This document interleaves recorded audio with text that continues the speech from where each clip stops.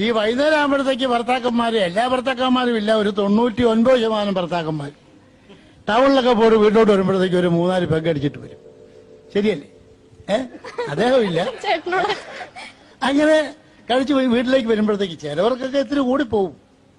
ഭർത്താവ് തെന്നിത്തെറിച്ച് വരുമ്പോഴത്തേക്ക് പൂരപ്പാട്ടും പാടി വരുമ്പോഴത്തേക്ക് അതിനകത്തുള്ള സ്ത്രീകളൊക്കെ കേട്ട് മടുത്തിട്ട് അവര് ഇദ്ദേഹത്തിന്റെ ശബ്ദം കേൾക്കുമ്പോഴേ വീടൊക്കെ കുറ്റിയിട്ട് കയറി കിടക്കും. പക്ഷേ ഈ മദ്യപാനിയെ സ്നേഹിക്കുന്നൊരു ഭാര്യയുണ്ട്. പാതിരാത്രി 12 മണി 1 മണിയൊക്കെ ആ സമയത്തൊക്കെ തെന്നിത്തെറിച്ച് വരുമ്പോഴും സ്നേഹവതിയായ ഭാര്യ ആ വാതിലിന്റെ മുൻവശത്ത് ഇങ്ങനെ കഥക അടയ്ക്കാതെ നിന്നുകൊണ്ട് പോവാ, താടിക്ക് കൈ കൊടുത്ത് ഇങ്ങനെ നിൽക്കുക.